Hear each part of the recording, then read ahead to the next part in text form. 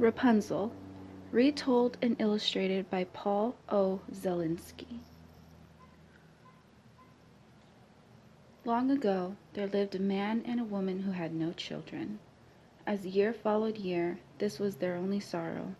Then one spring, the wife felt her dress growing tight around her waist. Joyful, she said to her husband, "We're going to have a child at last."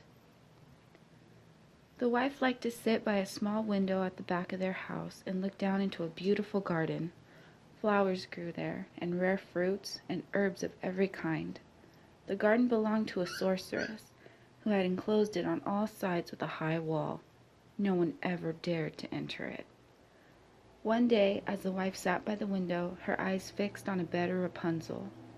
The herb looked so luxuriant, so green and thick and fresh, that she felt a terrible longing to taste it. Day after day her craving grew, until she began to suffer from it. She became pale and wretched, and said to her husband, "If I cannot eat some of the Rapunzel from the garden behind our house, I'm going to die." Her husband was alarmed to hear such desperate words. He loved his wife dearly, and saw no choice but to bring her some of the Rapunzel. 10 times, 20 times he circled the garden wall, but found neither door nor gate. So lowering himself through the window at the back of the house, he climbed down into the sorceress's garden. Quickly, he pulled out as much Rapunzel as he could hold and scrambled back through the window.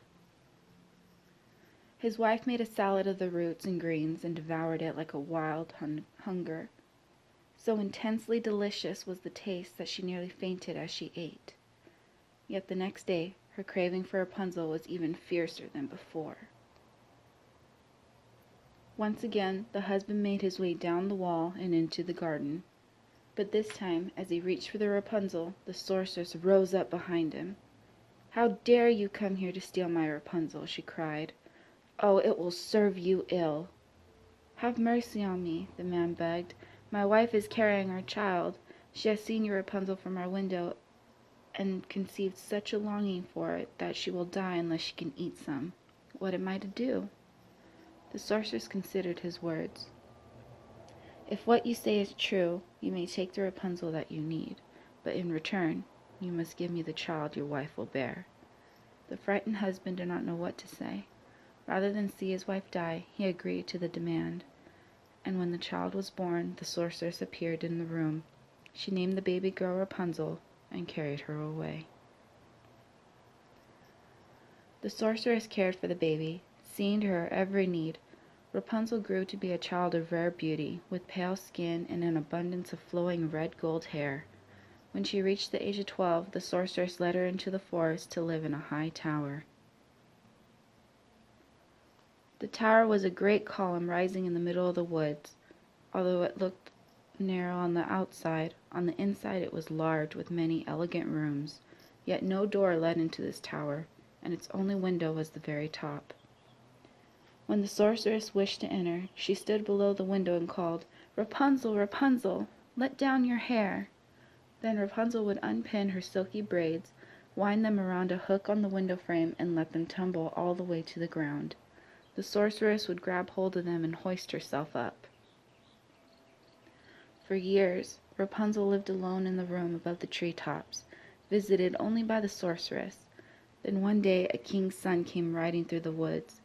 As he neared the tower, he heard a voice sweeter than any he had ever known. It was Rapunzel, singing to the forest birds. Charmed by her voice, the prince fell deeply in love.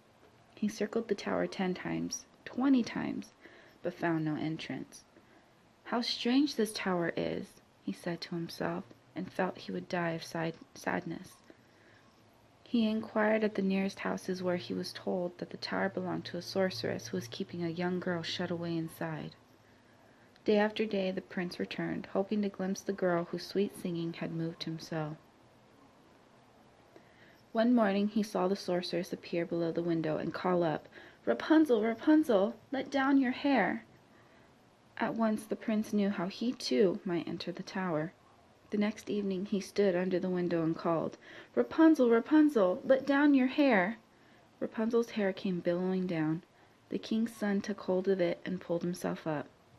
"Heaven preserve me!" cried Rapunzel when the prince stepped through her window, for she had never set eyes on a man before. But he began to speak in such a friendly way that her fear was soon gone. "Your singing was so beautiful," the prince told her, "that I knew I must see your face, or my heart could have no peace." Rapunzel saw that he was young and handsome. In her own heart she felt a happiness that she had never known, and when the prince, grown bold, proposed to marry her then and there, she consented. They held a ceremony in the tower, and every evening after that he returned. The sorceress, who came only by day, knew nothing of his visits. One day the sorceress entered the tower. Rapunzel said, "If you please, stepmother, help me with my dress. It is growing so tight around my waist, it doesn't want to fit me any more." Instantly the sorceress understood what Rapunzel did not. "Oh, you wicked child!" she shrieked. "What do I hear you say? I thought I had kept you safe, away from the whole world, but you have betrayed me." In a rage, she seized the braids and coils of Rapunzel's silky hair and sheared them off.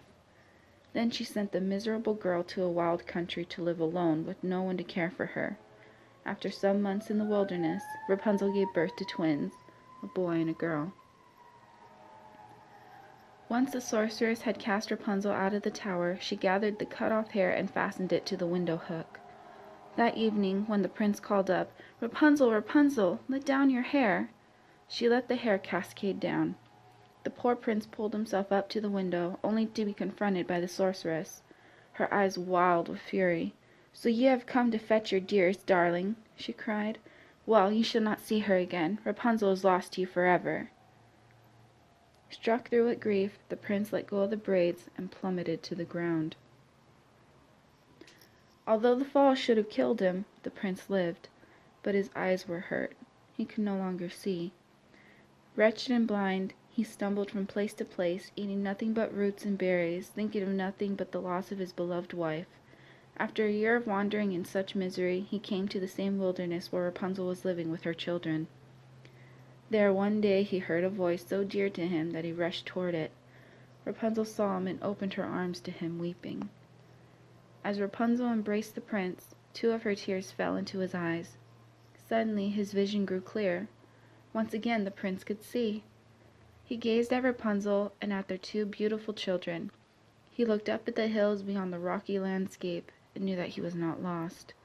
The prince led his family out of the wilderness toward his kingdom, where they were received with great joy. There they lived a long, happy, and content life.